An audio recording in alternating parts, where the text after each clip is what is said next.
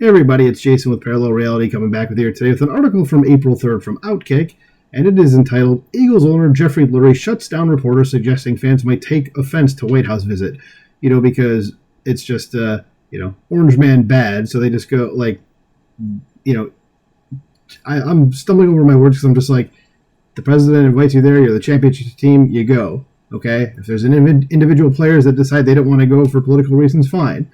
But for these reporters to be like, oh my God, are you actually going to go? Yeah, they're going to go.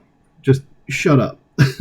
And, there's a picture of Tim Tebow and his wife and Marco Rubio with Donald Trump in the Oval Office, but let's go ahead and get into it. Because at one point during his conversation with reporters this week, Philadelphia Eagles owner Jeffrey Lurie was asked about the team's upcoming White House visit.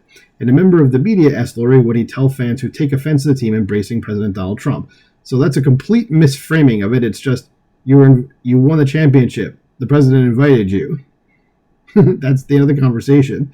So, if I was the owner, I would say just find a way to deal with it. No one's embracing Trump. Okay, he invited us there to celebrate our championship. The end of the story. Okay, and I would tell that reporter, whoever it is, I don't know, I would tell them they're dumb, and that's the owner of the Eagles right there. Says this is really just an invitation from the White House. Lurie answered, "That's all this is, and we're not politicizing it in any way. Not for us." Fine answer. Nothing wrong with that at all. Says Eagles going to celebrate, not offend. Says great answer to a deeply flawed and obviously biased question. Yes, as I was saying. Says the question makes the assumption that the Eagles visiting Trump at the White House to celebrate a Super Bowl victory would be offensive to some of the team's fans.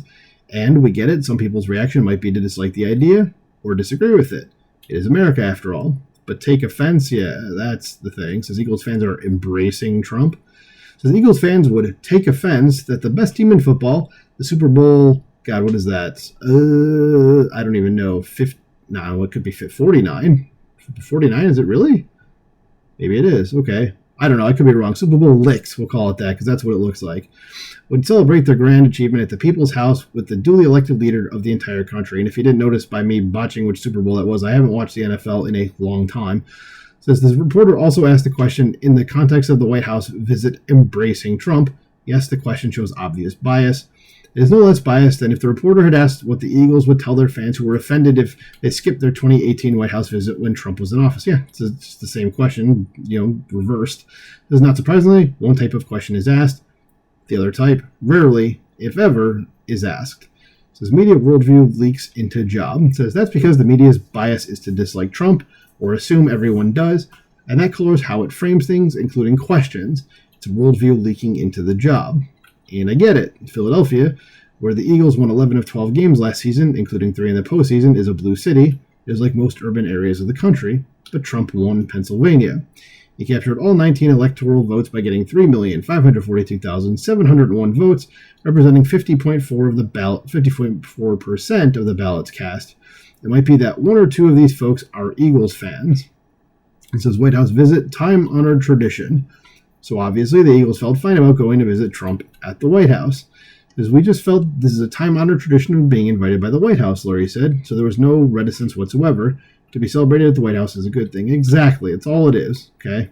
Says the Eagles, it should be noted, won the Super Bowl in the 2017-18 season and didn't visit the White House afterward.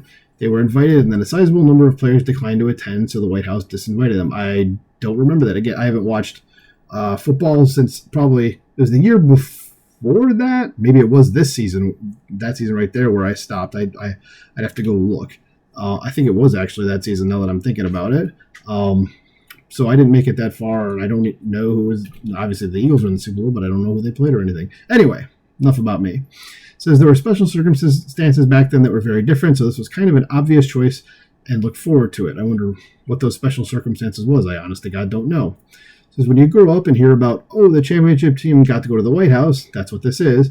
If so we didn't have that opportunity and now we do, I think we're all looking forward to it. Because Eagles players will make own choices. Lurie did stress that players would be allowed to make personal decisions about attending or not, as they do with most voluntary team activities. Absolutely, he said. Our culture is that these are optional things. If you want to enjoy this, come along and we'll have a great time, and if you don't, it's totally an optional thing. By the way, no one asked Lurie what he would tell Eagles fans that take offense over players skipping out on the president. Weird, right? Yes, that would be weird. It's like, it would be weird both ways, as a matter of fact. It doesn't have to be weird just one way.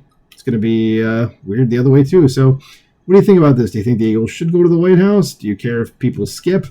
I don't, but let me know what you think about this in the comments below. Please like, share, subscribe, and I'll talk to you soon. Bye.